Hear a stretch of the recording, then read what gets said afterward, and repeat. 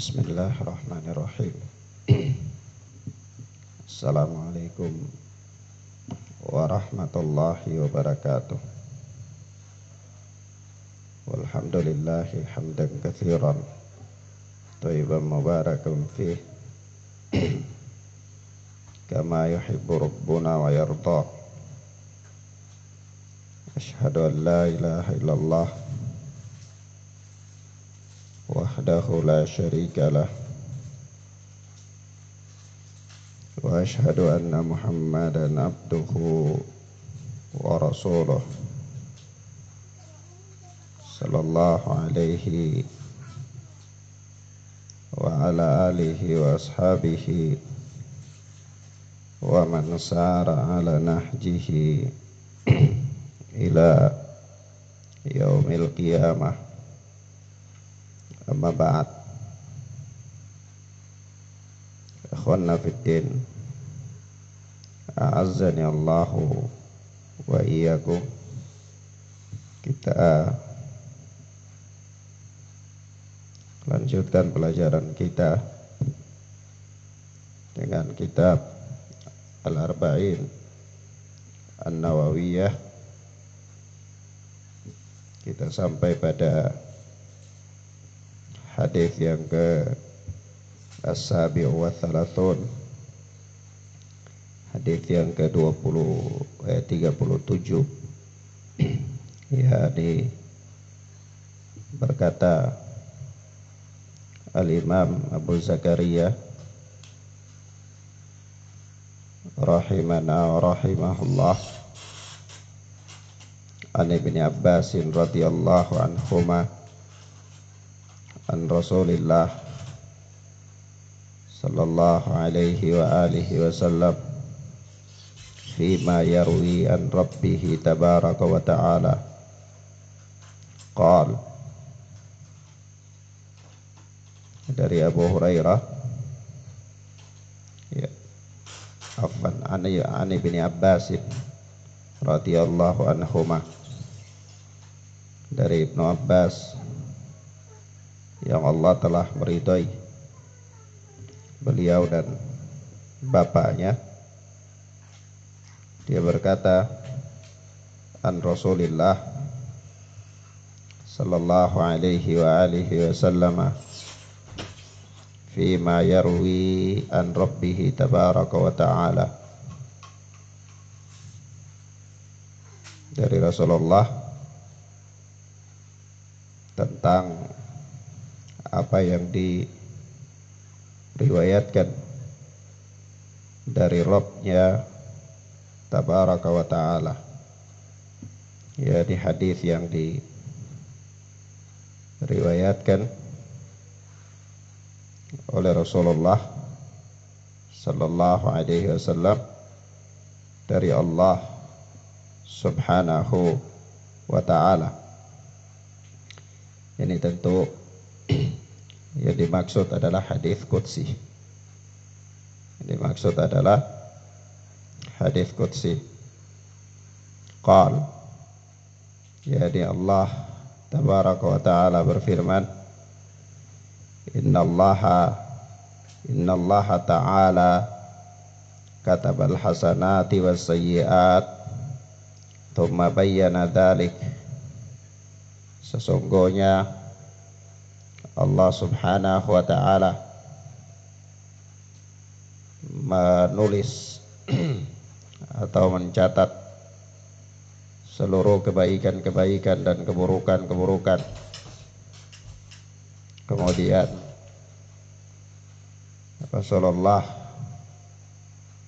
sallallahu alaihi wasallam menjelaskan, yani thumma bayyana dzalik. Kemudian beliau sallallahu alaihi wasallam menjelaskan hal tersebut.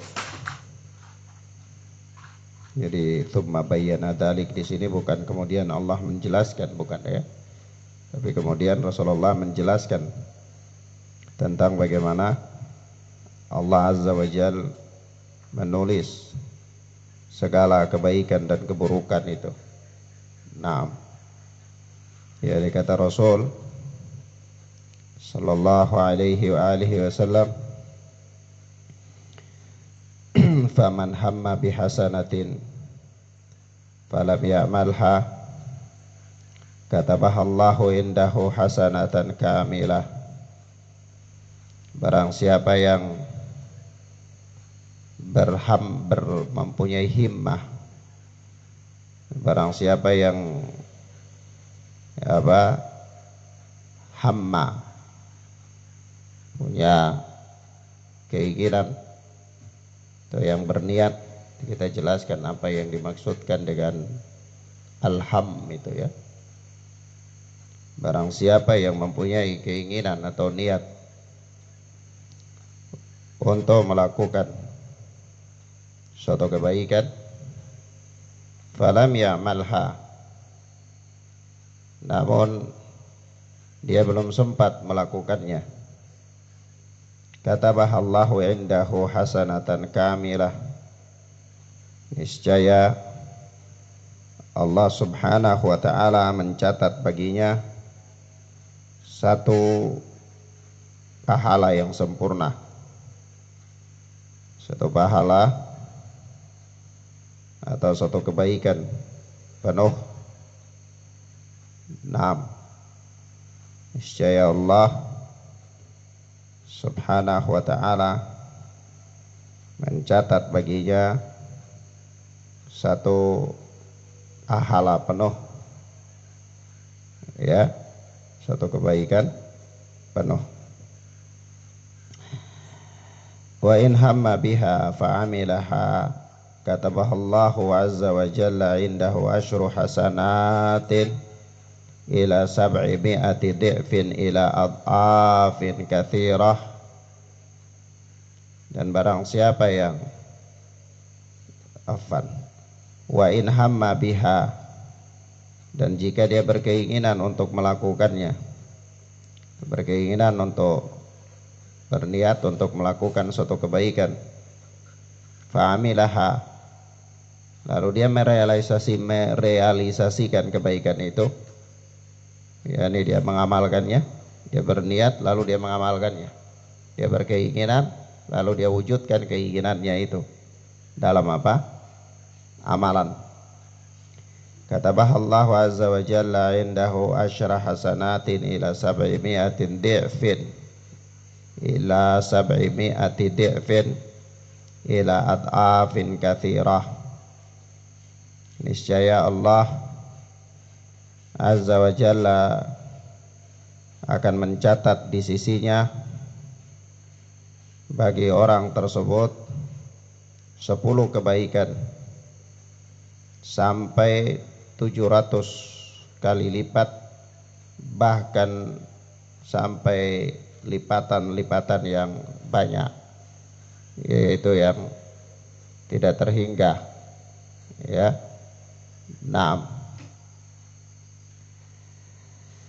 Wa in hamma bi sayyi'atin falam ya'malha, dan jika seseorang dia berkeinginan untuk melakukan suatu keburukan, falam ya'malha, namun dia tidak melakukannya, dia tidak melakukan kebaikan keburukan itu, katabahallahu indahu hasanatan kamilah, niscaya Allah subhanahu wa ta'ala mencatat baginya, yakni hasanatan kamilah, satu kebaikan penuh, satu kebaikan penuh, ini sempurna, satu kebaikan yang dicatat untuknya itu. Wa in hamma biha fa'amilaha, namun jika dia berkeinginan kepada satu keburukan lalu dia merealisasikan keburukan itu, ya, dia berkeinginan untuk suatu keburukan lalu memang dia lakukan, dia benar-benar melakukan keburukan tersebut, katabahallahu lahu sayyi'atan wahidatan, niscaya Allah subhanahu wa ta'ala mencatat baginya satu keburukan saja, ya. Naam. Kata Imam Nawawi rahimana wa rahimahullah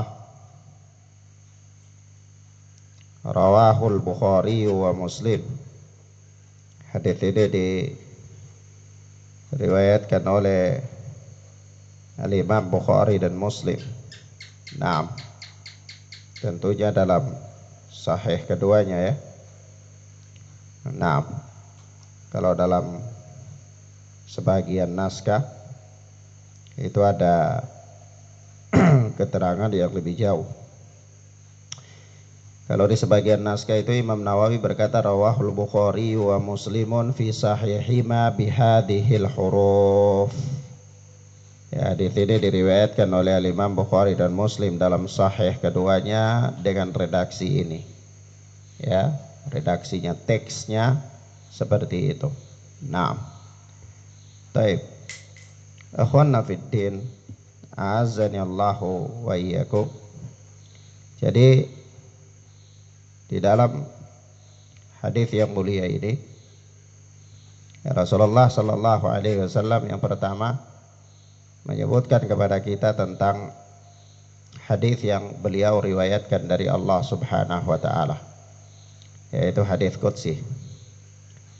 Kemudian beliau menyebutkan bahwa bagaimana Allah Azza wa Jalla mencatat seluruh kebaikan-kebaikan dan keburukan-keburukan itu. Ya, secara umum bahwa seseorang dia melakukan suatu kebaikan itu dilipat gandakan pahalanya oleh Allah. Namun kalau dia berniat untuk melakukan suatu kebaikan tapi dia tertunda atau dia tidak sempat melakukannya karena udzur yang syar'i, maka dia ditulis juga mendapatkan satu kebaikan. Hal ini berbeda ketika dia berniat untuk melakukan keburukan.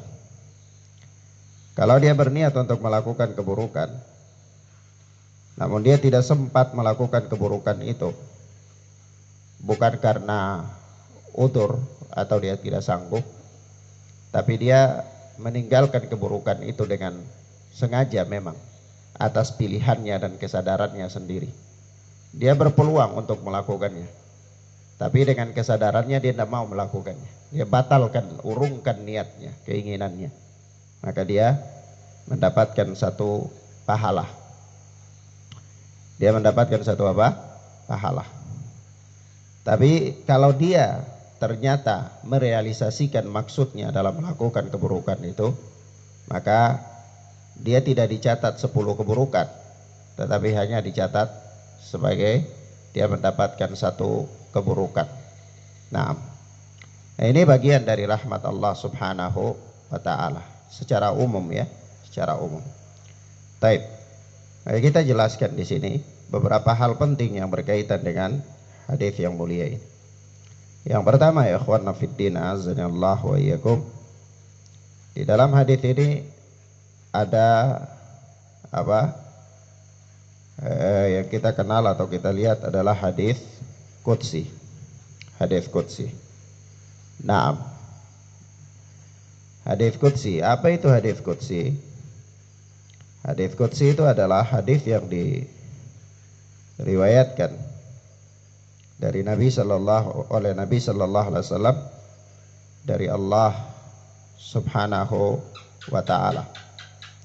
Baik redaksinya maupun maknanya. Redaksinya maupun apa? Maknanya. Maknanya itu dari Allah, redaksi konteks kalimatnya itu juga dari Allah Subhanahu wa taala. Ya. Nah. Kemudian ada beberapa perbedaan antara hadis qudsi dengan Al-Qur'an. Ya, kalau kita lihat ya. Kalau hadis biasanya hadis selain hadis qudsi itu maknanya dari Allah, tapi konteksnya kalimatnya dari Nabi sallallahu alaihi wa alihi wasallam. Kenapa kita katakan maknanya dari Allah? Karena Wa ma yantiqu anil hawa in huwa illa wahyu yuha. Rasulullah tidak berbicara menurut hawa nafsunya, melainkan berdasarkan wahyu yang diwahyukan kepada beliau. Ya. Nah, tapi apa kalimatnya, redaksi kalimatnya itu ya berasal dari Rasulullah sallallahu alaihi wasallam. Ini beda dengan hadis qudsi. Nah, kalau seandainya, kalau dengan demikian ya ikhwan, dengan demikian ketika kita sudah tahu atau kita paham bahwa hadis qudsi itu adalah hadis yang makna dan teksnya atau kalimatnya itu redaksinya itu dari Allah Subhanahu wa taala, maka mungkin ada pertanyaan, kalau begitu apa perbedaannya dengan Al-Qur'an? Ya. Apa perbedaannya dengan Al-Qur'an? Kita katakan perbedaannya adalah membaca Al-Qur'an itu satu huruf mendapatkan pahala dilipat gandakan 10 kali lipat. Bahkan bisa lebih banyak lagi. Tapi kalau membaca hadis qudsi, jangankan satu huruf, satu kalimat pun tidak mendapatkan pahala bacaan. Kecuali kalau dia mempelajarinya untuk dia mengamalkannya, menghafalkannya dan mengamalkannya. Itu dia mendapatkan pahala atas pengamalan. Ya. Nah, perbedaan yang lain adalah ya hadis atau Al-Qur'an itu diriwayatkan secara mutawatir. Tapi kalau hadis qudsi ya ada yang mutawatir, ada yang ahad, ya. Nah, dan seterusnya. Ya, kalau Al-Qur'an mutawatir, artinya sejumlah sahabat meriwayatkannya, banyak orang. Ya. Nah, tapi kalau hadis qudsi ya kadang-kadang ada satu sahabat saja yang meriwayatkannya, atau kadang-kadang ada dua, ya, dan seterusnya. Nah, begitu pula kalau ayat Al-Qur'an itu para ulama berbeda pendapat. Apakah orang junub boleh membacanya atau tidak? Ya. Orang junub boleh membacanya atau tidak? Ala kulli hal khilaf di antara para ulama. Begitu pula wanita yang haid ataupun nifas.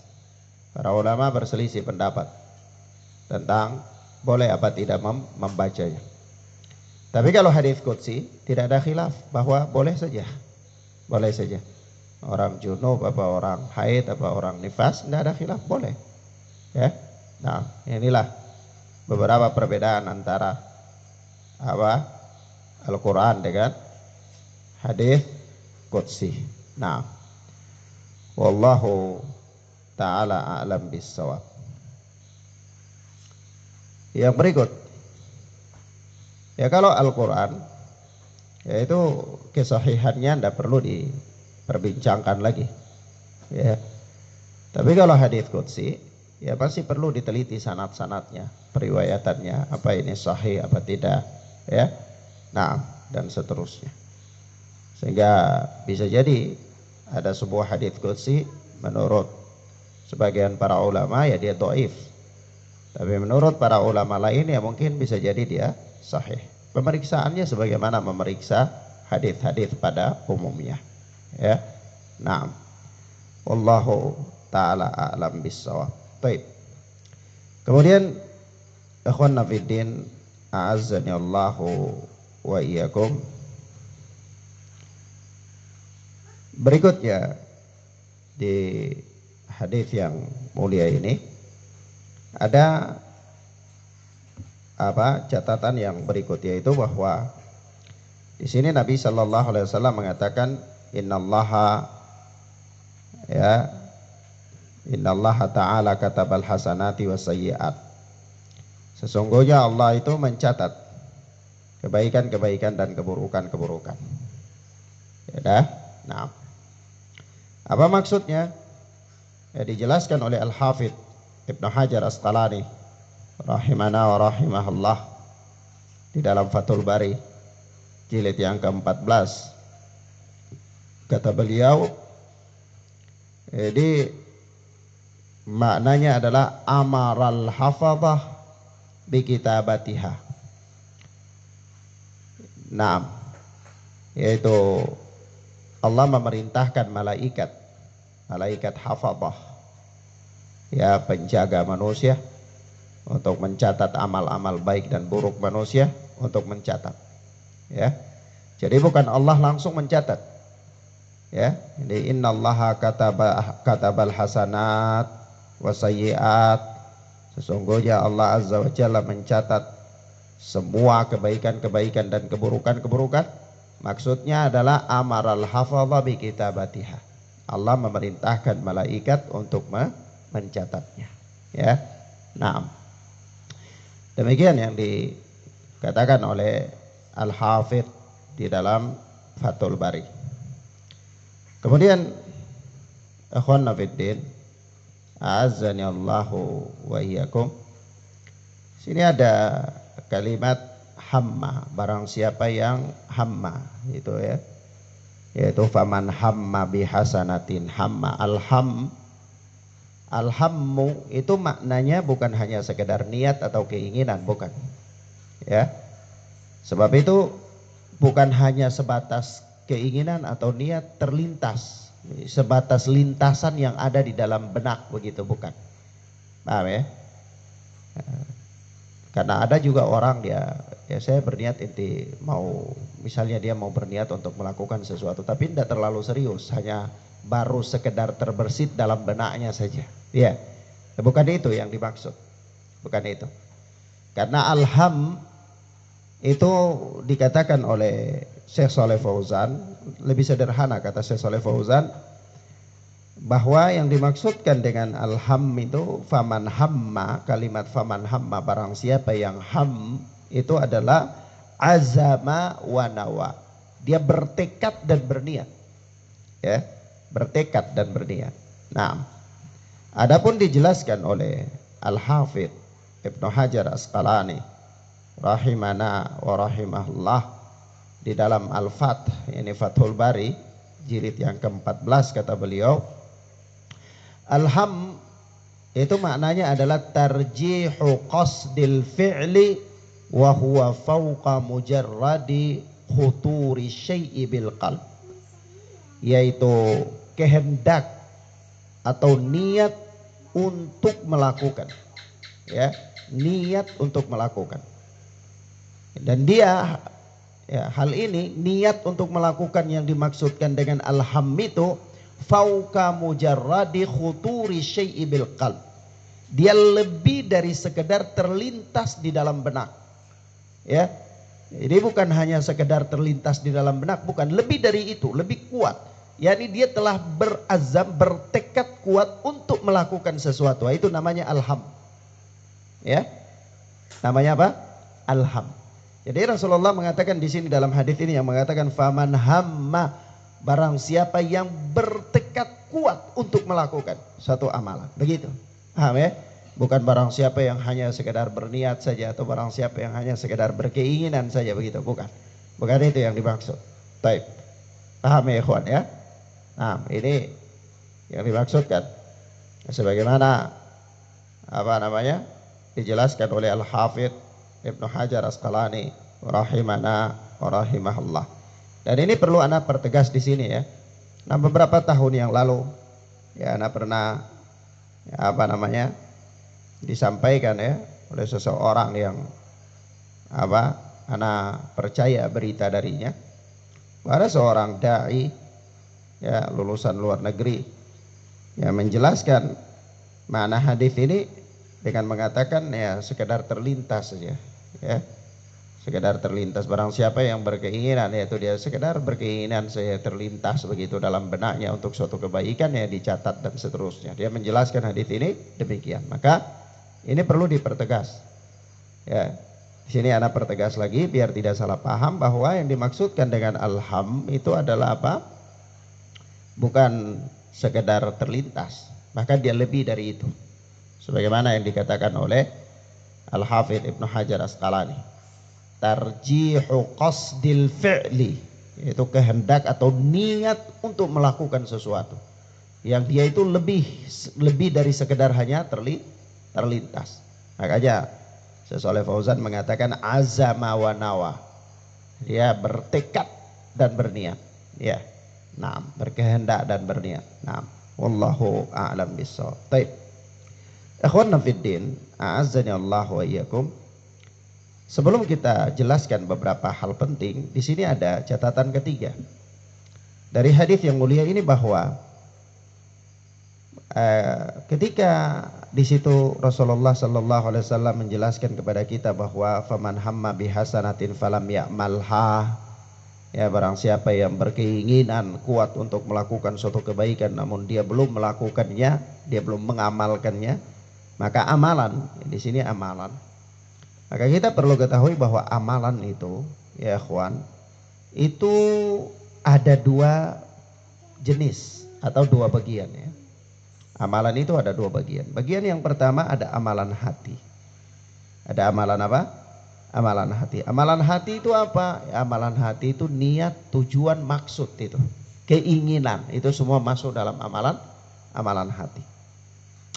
Adapun yang kedua, kalau kita bicara amalan, ya jangan langsung berpikir bahwa amalan itu hanya terbatas pada sebuah ucapan atau sebuah perbuatan gitu saja, ya. Tidak hanya terbatas di situ, ya. Bahwa amalan itu tidak hanya terbatas pada sebuah ucapan atau sebuah perbuatan. Kenapa? Karena amalan itu terbagi menjadi dua, ada yang namanya amalan hati dan ada yang namanya amalan bil jawareh, yaitu amalan dengan anggota tubuh maksudnya. Jadi kalau amalan hati atau a'malul qulub, amalan hati itu adalah yang mencakup apa an-niyat wal maqasid, ya, tujuan, maksud, niat-niat, dan maksud, tujuan, kehendak itu semua masuk dalam amalan hati. Yang kedua adalah apa? A'mal al-jawarih, itu amalan al-jawarih, itu amalan jawarih, itu amalan dengan anggota tubuh. Nah, amalan dengan anggota tubuh itu apa? Ya, ini al-af'alud dhahirah, perbuatan yang nampak. Ya, perbuatan yang nampak. Nah, itu amalan jawarih dengan anggota tubuh. Apakah dia berbicara dengan lisannya, atau dia bertindak dengan tangannya, dia berjalan dengan kakinya, dia ruku dengan punggungnya dan seterusnya. Itu semua masuk dalam amalan jawarih. Itu amalan yang nampak dengan anggota tubuhnya. Baik. Jadi yang dimaksudkan dengan amalan di sini adalah masuk dalam kedua-duanya, amalan hati dan amalan jawarih. Baik. Sampai situ paham ya, ikhwan, ya?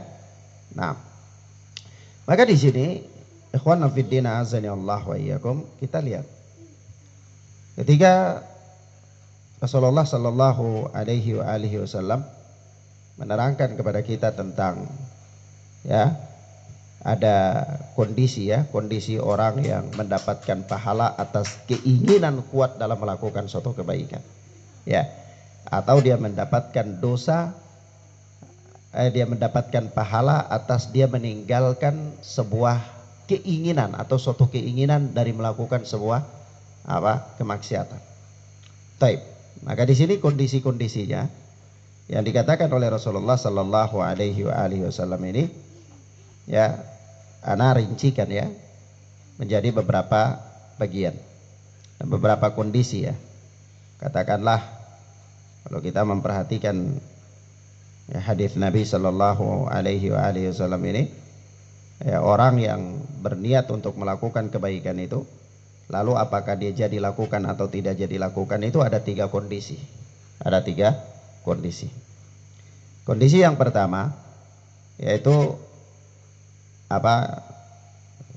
perhatikan dulu, ya, seseorang yang dia berniat untuk melakukan suatu kebaikan namun dia tidak jadi melakukannya.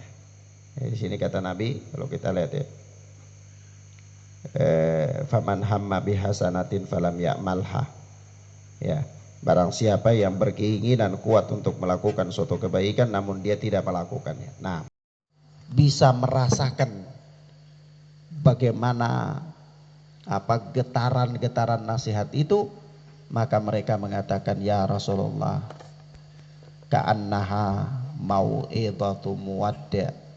Ya Rasulullah, seolah-olah ini adalah nasihat perpisahan. Ya. Nah, kalau ini nasihat perpisahan, artinya para sahabat bisa menangkap bahwa ini tidak lama lagi Rasulullah ini mungkin akan pergi meninggalkan kita. Ya. Mereka bisa menangkap itu dari gaya Rasulullah. Karena para sahabat itu peka sekali dengan Rasul, ya. Mereka selalu bersama dengan Rasulullah dan mereka sangat peka terhadap Rasulullah sallallahu alaihi wasallam. Nah, sahabat tidak mau meninggalkan kesempatan. Sebab itu mereka mengatakan fa'ausina, berilah kami nasihat. Berilah apa? Kami nasihat. Dan apa nasihat Rasulullah sallallahu alaihi wasallam? Yang pertama-tama Rasulullah memberikan nasihat tentang takwa kepada Allah. Tentang takwa kepada Allah subhanahu wa ta'ala. Kalau kita lihat ya, di dalam wasiat Rasulullah ini ada beberapa perkara. Di mana beliau mengatakan begini, usikum bitaqwallahi azza wajal. Aku wasiatkan kepada kalian untuk bertakwa kepada Allah. Ini nasihat yang pertama. Nasihat yang kedua adalah wassam'i wa ta'ah. Wa in ta'ammara alaikum abdun habasyi. Ya, dengar dan taat kepada penguasa, pemimpin, walaupun yang memimpin kalian itu adalah hamba Habasyi, budak dari Habasyah. Nasihat yang ketiga adalah fa innahu man ya'ish minkum fasayara ikhtilafan katsira fa 'alaikum bisunnati wa sunnatil khulafa'ir rasyidin al mahdiyyin adu 'alaiha bin nawajid. Yaitu nasihat yang ketiga adalah berpegang teguh dengan sunnah Rasulullah sallallahu alaihi wasallam, apalagi ketika melihat banyaknya perselisihan. Nasihat yang keempat adalah wa iyyakum wa muhdatsatil umur. Hati-hati dari perkara-perkara yang diada-adakan. Fa inna kulla bid'atin dhalalah, karena setiap bid'ah itu adalah sesat. Jadi Rasulullah menghitung nasihat yang keempat itu nasihat dari perkara-perkara yang baru atau peringatan dari bid'ah. Peringatan dari bid'ah. Naam. Maka ini 4 nasihat Rasulullah sallallahu alaihi wasallam. Nah, kita lihat di sini ya nasihat-nasihat ini. Yang pertama adalah nasihat takwa kepada Allah. Nah, kalau kita bicara tentang nasihat, maka tidak ada nasihat yang paling utama melainkan atau melebihi takwa kepada Allah. Tidak ada nasihat yang paling sangat harus diperhatikan melebihi daripada nasihat takwa kepada Allah. Karena takwa adalah merupakan pokok keselamatan. Takwa itu merupakan pokok keselamatan. Nah, kalau dikatakan takwa itu apa? Takwa kepada Allah itu apa? Ya, takwa kepada Allah itu adalah seseorang membuat benteng perlindungan antara dirinya dengan murka Allah. Kalau kita definisikan begitu ya. Takwa kepada Allah itu apa? Takwa kepada Allah itu adalah seseorang membuat benteng antara dirinya dengan murka Allah. Ada benteng, ada penghalang, sehingga dia tidak mendapatkan murka Allah. Itulah takwa. Dan dia tidak melampaui benteng itu. Ya, karena kalau dia melampaui benteng itu, maka dia akan mendapatkan murka Allah subhanahu wa ta'ala.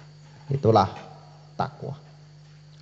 Meskipun pada penjabarannya takwa itu adalah sesuatu yang umum ya. Mencakup melaksanakan perintah dan menjauhi larangan. Itu pada prakteknya. Ya. Nah, dan subhanallah para sahabat itu luar biasa sekali dalam hadis ini, mereka meminta kepada Rasulullah sesuatu nasihat dan Rasulullah memberikan kepada mereka nasihat-nasihat yang bersifat universal, yaitu nasihat yang bersifat umum yang sekiranya cukup bagi mereka, yaitu apa? Takwa kepada Allah. Definisinya bagaimana? Ya definisinya itu tadi, seseorang membuat benteng antara dia dengan murka Allah. Bagaimana aplikasinya? Ya aplikasinya melaksanakan perintah dan menjauhi larangan. Sudah, khalas. Ya. Nah, meski pada prakteknya tidak sesederhana itu manusia melakukannya. Karena yang namanya takwa itu perkara yang berat ya. Perkara yang berat. Melaksanakan perintah perkara yang berat, menjauhi larangan perkara yang berat ya. Jadi masing-masing manusia pada prakteknya dia berjuang dengan keadaannya sendiri dan dia lebih paham bagaimana tentang dirinya sendiri untuk apa? Taat kepada Allah Subhanahu wa taala. Ya. Nah, tentang takwa ini Allah Subhanahu wa taala berfirman di dalam surat An-Nisa ayat 131, wa laqad wassaynal ladzina utul kitaba min qablikum wa iyyakum anittaqullah. Dan sungguh kami telah memerintahkan kepada orang-orang yang diberi kitab sebelum kalian dan juga kepada kalian, kepada kamu, supaya apa? Anittaqullah, agar kamu bertakwa kepada Allah. Ya. Nasihat takwa itu bukan nasihat yang remeh ya. Bukan nasihat yang sepele. Takwa kepada Allah itu nasihat yang benar-benar luar biasa. Naam. Taib. Kemudian yang kedua, ya Rasulullah Sallallahu Alaihi Wasallam berwasiat untuk apa? Mendengar dan taat kepada pemerintah. Dengar dan taat kepada pemerintah ini punya bab ya, punya bab sendiri. Bahkan para ulama ahlul hadis membuat apa? Bab sendiri di dalam kitab-kitab akidah terkait dengan bahasan ketaatan kepada penguasa. Ya. Ya, panjang lebar ya, dan sudah sering kita katakan, tapi yang jelas bahwa ketaatan kepada penguasa itu tidak mutlak ya. Ketaatan itu terjadi hanya dalam perkara-perkara yang ma'ruf dan bukan dalam rangka bermaksiat kepada Allah Subhanahu wa taala. Karena Rasulullah sallallahu alaihi wasallam mengatakan la ta'ata li makhluqin fi ma'siyatil khaliq. Tidak ada ketaatan kepada makhluk dalam rangka bermaksiat kepada al-khaliq, bermaksiat kepada Allah Jalla wa ala. Nah, begitu juga dalam lafaz yang lain ya, Rasulullah mengatakan apa? Innamat ta'atu fil ma'ruf. Sesungguhnya ketaatan itu hanya dalam perkara yang ma'ruf. Nah, seandainya seseorang itu telah menjadi pemimpin secara sah dan kepemimpinannya diterima, dia bisa melaksanakan fungsinya sebagai pemimpin, melindungi rakyat, ya, berjihad bersama rakyat, kemudian berhaji bersama rakyat, membagi harta rampasan perang dan seterusnya daripada fungsi pemerintah, maka dia itu dianggap penguasa. Dia dianggap apa? Penguasa. Walaupun mungkin dari sisi kriteria dia tidak layak. Seperti apa? Rasulullah sudah mengisyaratkan tentang kriteria yang tidak layak itu. Yaitu apa? Wa in ta'ammara alaikum abdun habasyi. Meskipun yang memerintah kalian itu seorang budak Habasyah, ya, budak dari Ethiopia sana, ya, artinya apa? Ya, seorang budak tidak layak, tidak memenuhi kriteria untuk menjadi pemimpin. Namun seandainya dia menjadi pemimpin, maka tidak ada pilihan melainkan apa? Wajib untuk menaati. Ya. Nah, demikian akhwana fiddin azani Allah wa iyyakum. Dan kalau menaatinya yaitu tadi dalam hal-hal yang apa? Ma'ruf, dalam hal-hal yang ma'ruf. Nah, kemudian wasiat yang berikutnya kalau kita lihat di sini ya. Wasiat yang ketiga ini sebagaimana di dalam apa namanya? Ustadz, kalau begitu penguasa ya, dalam interaksi dengan penguasa. Sebagaimana datang dalam hadis yang lain ya, Rasulullah sallallahu alaihi wasallam mengatakan ad-dinun nasihah. Ya, agama itu adalah nasihat. Qul liman, kepada siapa kami bertanya? Qulna liman, kami bertanya wahai Rasulullah kepada siapa? Kata beliau, lillahi wali kitabihi wali rasulihi wali aimmatil muslimina wa ammatihim. Yaitu nasihat itu kepada Allah, kepada kitabullah, kepada Rasul Allah, kepada pemimpin-pemimpin kaum muslimin, dan kepada kaum muslimin secara keseluruhan. Maka merupakan bentuk munasahah dengan kepemimpin, dengan pemimpin, para pemimpin adalah menaati mereka, nasihat menasihat. Ya, kenapa? Karena sebuah kepemimpinan itu tidak bisa berjalan dengan baik melainkan harus ada padanya ketaatan. Kalau seandainya tidak ada ketaatan, maka dia tidak bisa menjalankan program-program. Dia perintah dilanggar, dia larang ya dibikin. Ya berarti tidak jalan. Ya. Maka pemerintahan itu bisa berjalan dengan baik melainkan harus ada di situ ketaatan kepadanya. Nah, meskipun ketaatan kepada pemimpin sekali lagi kita katakan bahwa ini masih dalam tanda kutip ya, mempunyai pembahasan yang panjang sekali, dan ini merupakan bagian dari akidah Ahlus Sunnati wal Jamaah. Sebab itu para imam-imam Ahlul Hadis mereka memasukkan bab ini di dalam kitab-kitab akidah. Kenapa? Karena bermuamalah dengan kepemimpinan, bermuamalah dengan para pemimpin ini menyebabkan terjadinya kesesatan-kesesatan. Ya, menyebabkan terjadinya kesesatan-kesesatan. Atau orang-orang bisa dianggap keluar dari manhaj yang hak ketika dia bermuamalah dengan pemimpin, tidak mengikuti jalannya ashabul hadis. Seperti apa? Ya seperti Khawarij, ya Qadariyah, ya dan kelompok-kelompok sempalan yang lainnya. Yang mereka apa? Keluar dari ketaatan kepada pemimpin dengan alasan-alasan yang tidak memenuhi kriteria. Alasannya ya pemimpinnya zalim, alasannya ya pemimpinnya mengutamakan dirinya sendiri, alasan-alasan yang nggak penting, alasan yang dalam pandangan syariat itu bukan alasan.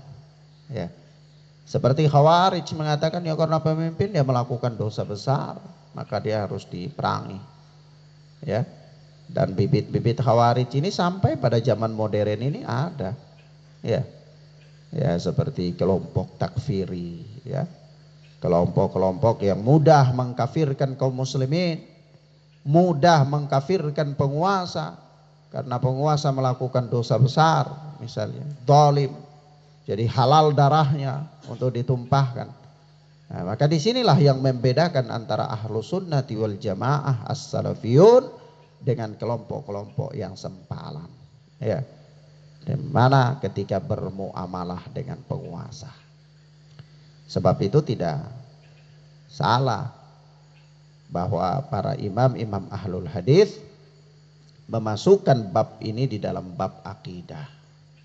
Bab pokok dalam agama, ya. Nah, kemudian wasiat yang ketiga dari Rasulullah Sallallahu Alaihi Wasallam adalah wasiat tentang mengikuti sunnah ketika terjadi perselisihan.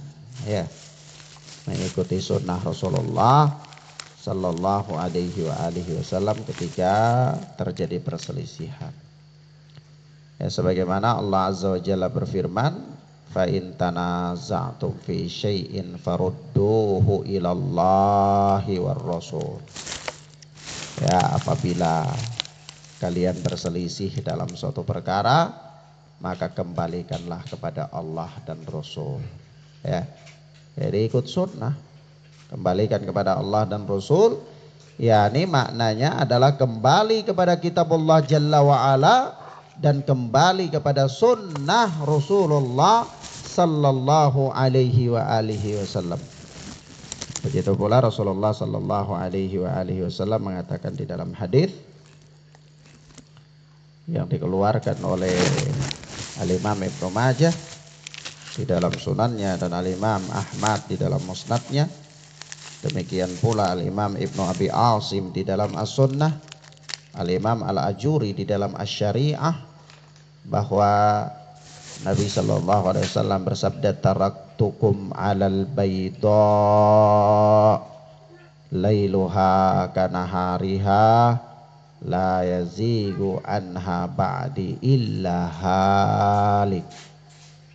Aku tinggalkan untuk kalian agama ini dalam keadaan putih, ya, jelas, gamblang agama ini. Karena putih, jelas, gamblang, tidak bertele-tele, tidak ada kesamaran padanya, tidak membingungkan, sampai-sampai lailuha kanahariha, malamnya seperti siangnya. Ya, ini karena terang, ya, sangat jelas. La yazigu anha ba'di illa halik. Tidaklah ada seorang yang menyimpang darinya setelahku, melainkan dia akan binasa. Ya, dia menyimpang dari sunnah Rasulullah dalam menghadapi permasalahan-permasalahan, melainkan dia pasti akan binasa. Dia pasti akan binasa. Sebab itu para ulama mengatakan kepada kita, ya, bahwa barang siapa ketika terjadi perselisihan lalu dia mengambil pendapat orang-orang, dia mengambil pendapat si A, mengambil pendapat si B, maka sesungguhnya itu bukanlah obat, itu bukanlah jalan keluar, bukanlah jalan keluar. Karena jalan keluar dari permasalahan-permasalahan yang ada melainkan mengikuti sunnah Nabi sallallahu alaihi wa alihi wasallam. Dari itu Syekh Shalih Fauzan hafizana wa hafizahullahu taala, beliau mengatakan bahwasanya ketika beliau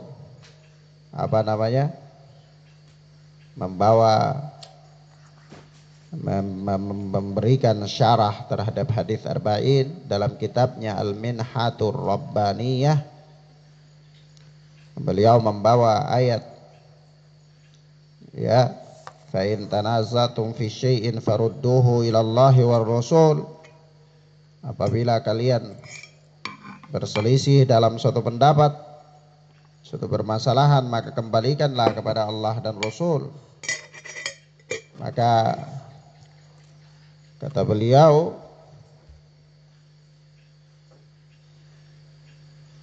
walaysa al-hal fi hadhihi al-mushkilah ay yu'khadhu bi ra'yi fulanin wa fulan, bal yu'khadhu bima qama alaihi ad-dalilu min kitabillahi wa sunnati rasulih sallallahu alaihi wasallam, wa huma kafilani bihallil masyakil.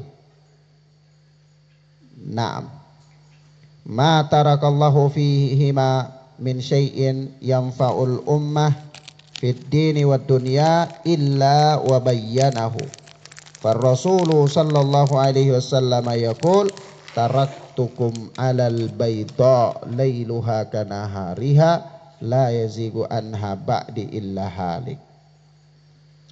Kata Syekh Shalih Fauzan bahwa jalan keluar dari permasalahan ini ya bukan dengan mengambil pendapat si fulan dan si halan, akan tetapi pemecahannya adalah dengan mengambil atau dengan metode yang dibangun di atas dalil-dalil dari Al-Quran dan Sunnah Rasulullah Sallallahu Alaihi Wasallam. Kenapa? Karena keduanya, Al-Quran dan Sunnah, itu menjamin dan mencukupi kita dalam menyelesaikan berbagai permasalahan. Ya, Al-Quran dan Sunnah itu menjamin cukup dalam menyelesaikan berbagai macam permasalahan. Jadi jalan keluar dari permasalahan itu bukan dengan mengambil pendapat-pendapat manusia, tetapi bal yukhadhu bima qama alaihi dalilu min kitabillahi wa sunnati rasulih, dengan mengambil apa-apa atau pendapat atau perkara-perkara yang ditegakkan di atas dalil dari Alkitab dan Sunnah. Naam, wa huma kafilani bihallil masyakil. Karena Al-Quran dan Sunnah itu kafil, penjamin ya dari berbagai masalah yang dihadapi oleh manusia. Dia menjamin, dia mencukupi kita dalam menyelesaikan berbagai masalah. Tidak ada satu masalah pun dari masalah-masalah dunia dan akhirat melainkan telah dijamin oleh Al-Quran dan Sunnah. Al-Quran dan Sunnah memberikan solusi dari setiap permasalahan yang dihadapi oleh seseorang, baik permasalahan dunianya maupun permasalahan akhiratnya. Nah, sebab itu kata Syekh Shalih Fauzan, ma tarakallahu fima min syai'in yanfa'ul ummah fid dini wad dunya illa bayyanahu. Ya. Karena Allah Subhanahu wa taala tidaklah meninggalkan sesuatu yang bermanfaat untuk umat ini, baik dalam urusan agama maupun dunianya, melainkan pasti telah dijelaskan. Ya, pasti apa? Telah dijelaskan.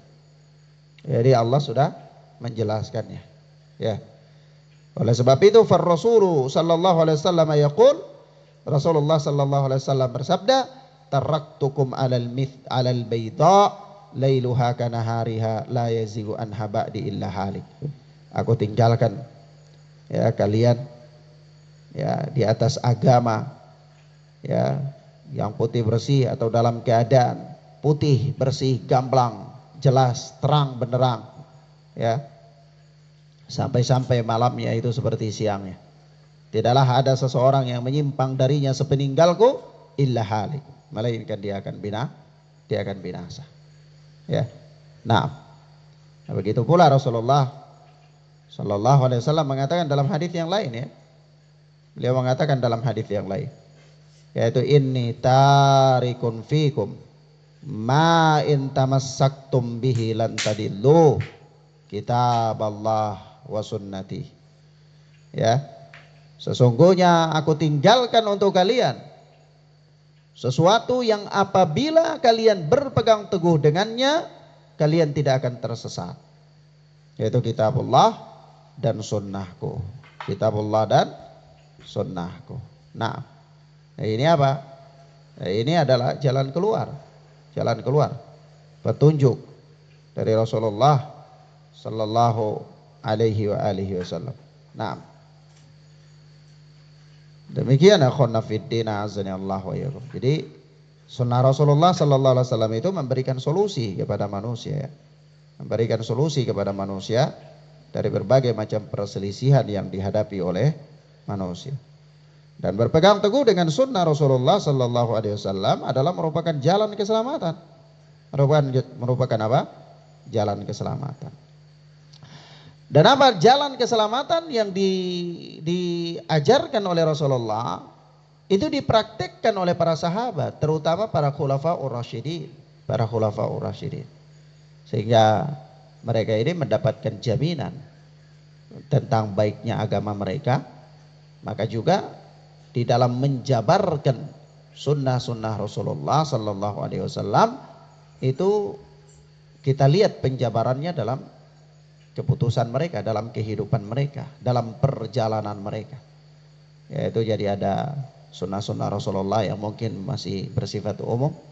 Kita bisa melihat dia dalam keputusan-keputusan Abu Bakar As-Siddiq, ada rincian-rincian. Begitu pula dalam perjalanan kepemimpinan Umar bin Khattab. Begitu pula Utsman bin Affan, Ali bin Abi Thalib dan seterusnya. Sebab itu apa? Ya, telah datang dalam hadis, ya, hadis Safinah yang dikeluarkan oleh Imam Abu Daud.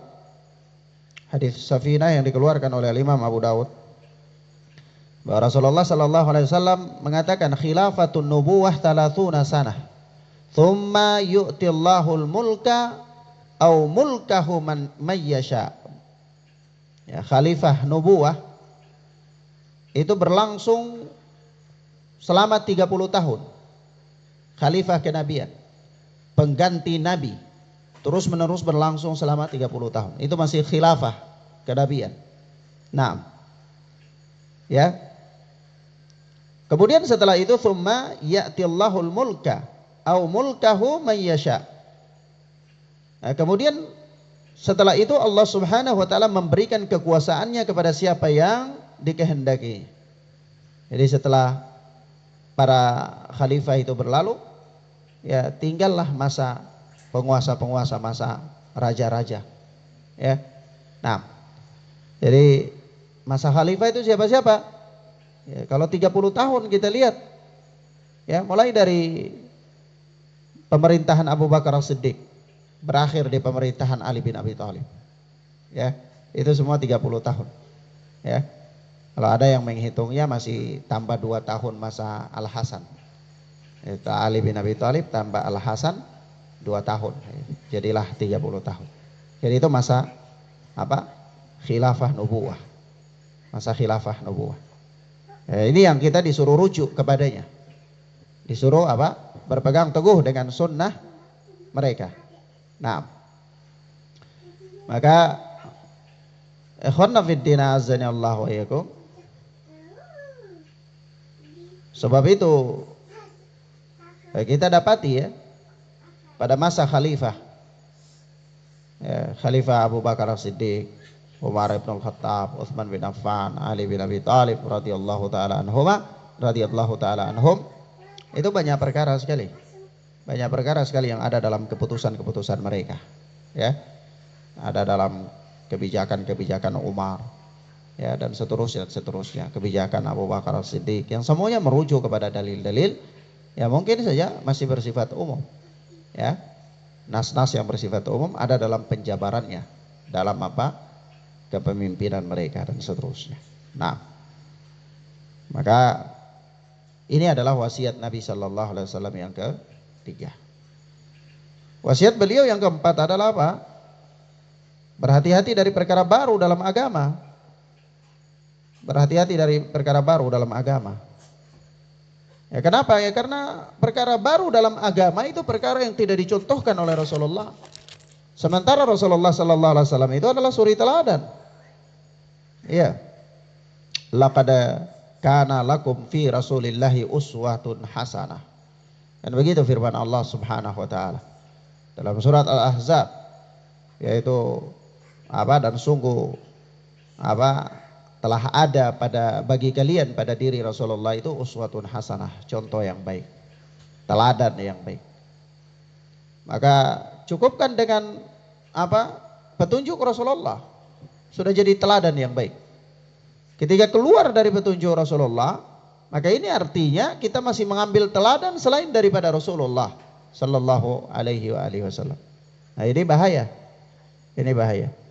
Maka terjadilah atau adalah berbagai macam perkara baru di dalam agama. Adalah perkara baru dalam agama. Dan ini bahaya sekali.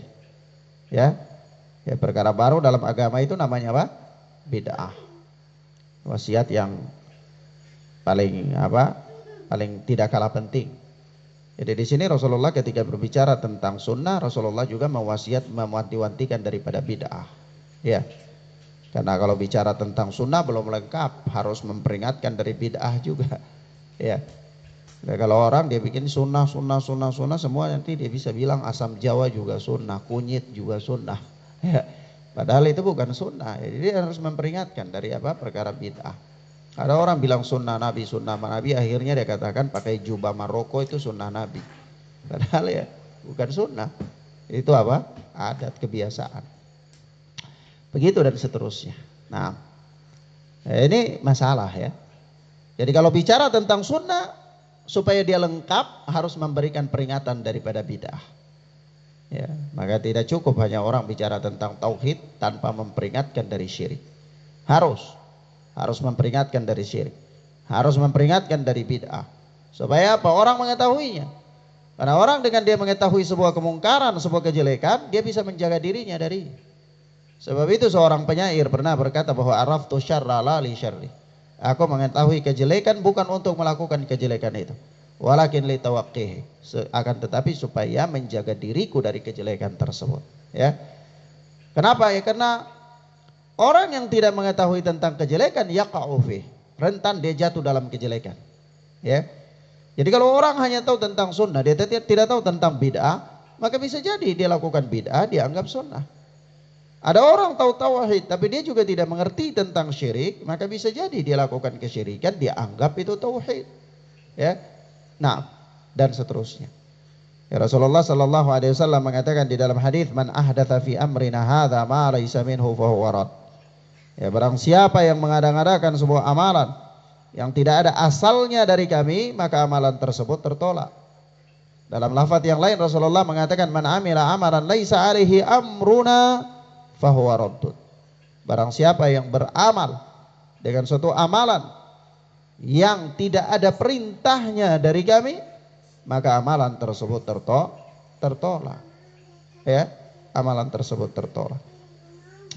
Bahkan amalan yang tidak dibangun di atas sunnah Nabi Sallallahu Alaihi Wasallam, itu berarti seolah-olah dia menganggap syariat ini belum sempurna, masih perlu disempurnakan lagi oleh dia. Syariat ini belum lengkap sehingga perlu dia memasukkan sesuatu baru yang untuk melengkapi ya kekurangan yang ada pada syariat. Waliyadzubillah. Padahal Allah Subhanahu wa taala berfirman, "Al-yauma akmaltu lakum dinakum." Hari ini telah aku sempurnakan bagi kalian agama kalian. Jadi dia tidak membutuhkan sesuatu hal yang baru lagi. Ya, agama sudah cukup lengkap. Maka Rasulullah mengancam orang-orang yang membuat-buat perkara baru yang diadopsikan ke dalam agama, dimasukkan ke dalam agama.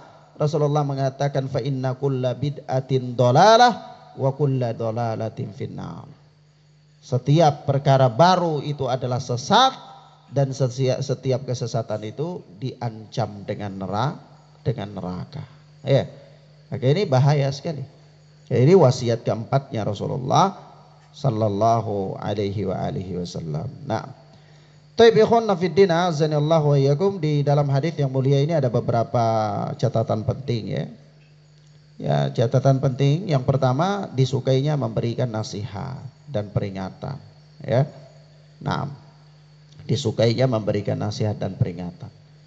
Ya, tentunya dilihat daripada situasi dan kondisi ya, kesempatan tertentu ya boleh saja. Kenapa? Karena likulli maqam maqal, masing-masing tempat itu ada pembicaraan. Ya, seseorang harus melihat situasi dan kondisi ketika memberikan nasihat dan peringatan.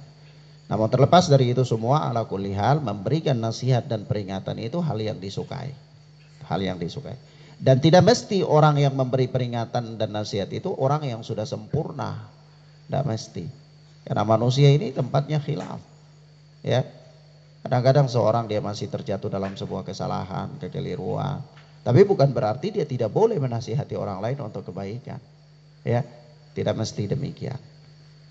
Yang kedua, catatan yang kedua, bahwa semangat para sahabat ridwanullahi alaihim ajma'in untuk kebenaran. Ya. Mereka sangat semangat sekali untuk mendapatkan kebenaran. Makanya ketika mereka rasa-rasa ini wasiat ini kayaknya ka'annaha mau'idhatu muwaddi', seolah-olah ini nasihat perpisahan, mereka katakan ausina, beri kami nasihat. Ini karena apa? Semangat mereka, antusias mereka, ya, kepada apa? Kepada kebaikan tersebut. Nah, Yang berikut, catatan yang ketiga adalah bahwa hal terpenting di dalam wasiat atau untuk diwasiatkan itu adalah takwa kepada Allah. Ya, hal terpenting untuk diwasiatkan itu takwa kepada Allah Subhanahu wa taala. Nah, yang keempat, di antara hal terpenting juga yang harus diwasiatkan adalah taat dan dengar kepada pemerintah. Ya, sebab hal itu mengandung kemaslahatan yang bersifat umum kepada kaum muslimin. Ya, jadi taat dan dengar kepada penguasa itu mengandung kemaslahatan yang bersifat umum. Ya, nah, kalau seandainya kacau, maka banyak sekali darah kaum muslimin yang bisa ditumpahkan, ya, orang-orang yang tidak bersalah dan seterusnya. Nah, yang berikut, ada catatan yang berikut adalah penekanan dalam motivasi untuk senantiasa mendengar dan taat. Ya, jadi ini masih tetap harus diberikan motivasi, diberikan tekanan. Ya, di mana Rasulullah memberikan penekanan dan motivasi itu dengan kalimat beliau, in ta'ammara alaikum abdun habasyi, walaupun yang memerintah kalian itu seorang hamba Habasyi. Ya, nah itu kalimat penekanan.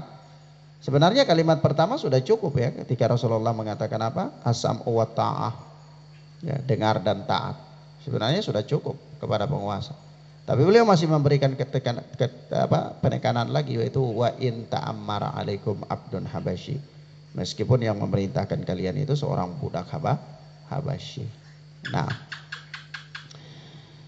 kemudian yang berikutnya adalah merupakan mukjizat Nabi Shallallahu Alaihi Wasallam, yaitu beliau memberikan kabar tentang akan adanya banyak perselisihan di tengah umat.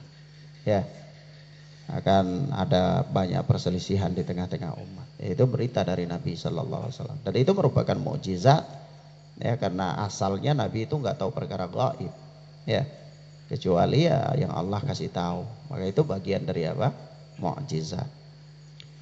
Yang berikut adalah Nabi Shallallahu Alaihi Wasallam membimbing umat ini untuk keluar dari perselisihan dalam agama, yaitu dengan melazimi sunnah Rasulullah dan sunnah khulafaur rasyidin.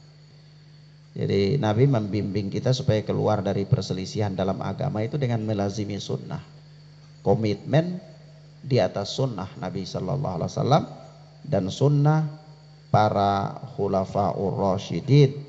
Nah, sekaligus ini menunjukkan tentang keutamaan mereka, ya, sunnah para khulafaur rasyidin. Ya, berarti di situ ada keutamaan mereka. Seandainya mereka tidak ada keutamaan di situ, maka tidak ada gunanya mengikuti jalan mereka, sunnah mereka. Ya, nah, wallahu taala a'lam bissawab. Catatan yang terakhir adalah peringatan dari semua bentuk perkara yang diada-adakan dalam agama, yang tidak punya dasar dalam agama, ya, dengan istilah bid'ah, ya. Nah, wallahu taala a'lam bissawab. Ikhwan, ila huna naktafi bihadzal dars. Kita cukupkan pelajaran kita sampai di sini, insyaallah taala. Kita lanjutkan pada pertemuan berikutnya. Wassallallahu ala nabiyina Muhammad wa ala alihi washabbihi wasallam. Subhanakallahumma bihamdika asyhadu an la ilaha illa anta astaghfiruka wa atubu ilaik. Wassalamualaikum warahmatullahi wabarakatuh.